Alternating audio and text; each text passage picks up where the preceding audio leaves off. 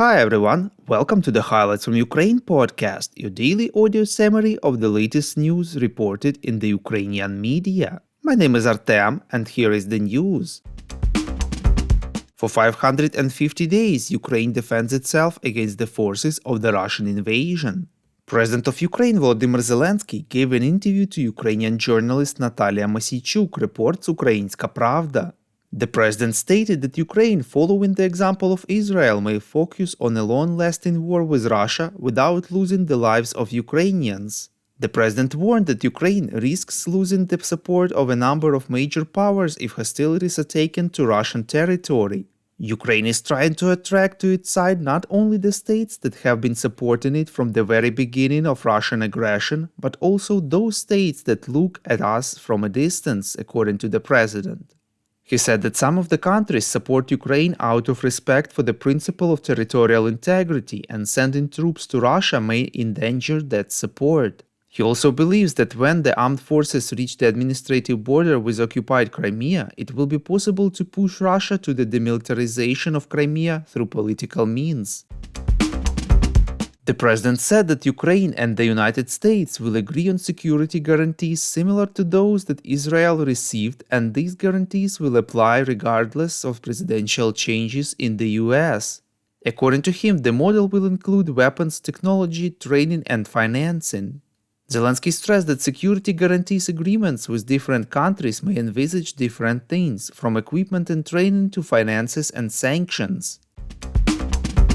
Volodymyr Zelenskyy said that he would like to hold presidential and parliamentary elections in Ukraine in 2024, but this requires legislative changes, funds from partners and international observers even on the front lines. Commenting on US Republican Senator Lindsey Graham's position that elections in Ukraine should be held in 2024 despite the war, Zelenskyy said that he spoke with Graham personally. The president admitted that the issue of elections in Ukraine could split the support of the United States of America, and the argument put forward is that the US held elections even during the war. However, Zelenskyy gave a reminder that holding elections during wartime is prohibited by law in Ukraine. He also stressed that the US and the EU would need to finance such elections, as he would not take $5 billion from funds that Ukraine is spending on weapons. The president added that observers must work in the trenches so that elections would be recognized as legitimate. He added that the West, primarily Europe, will have to open the opportunity for 7 million Ukrainian refugees to vote because Ukraine does not have such infrastructure capabilities, and refugees should not be deprived of the right to vote.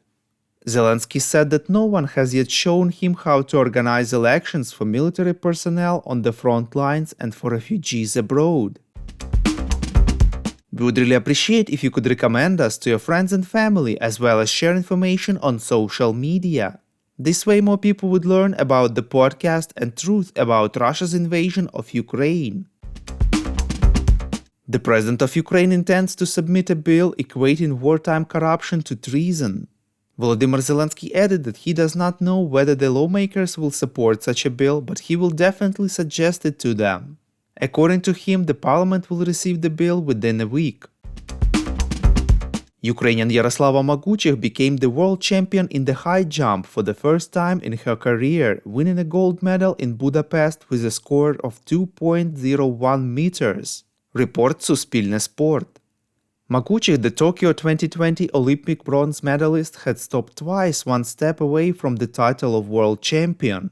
In 2019 and 2022, she won silver medals, with gold being taken by Russian Maria Lasitskina and Australian Eleanor Patterson, respectively. This is the first gold medal of Ukraine at the World Championships in athletics in 10 years. Thank you for listening to the Highlights from Ukraine podcast. We are a commercial initiative of just two people, and we need your help to grow. Share information about the podcast, rate us in the app, subscribe to our Patreon. With your support, we are getting better.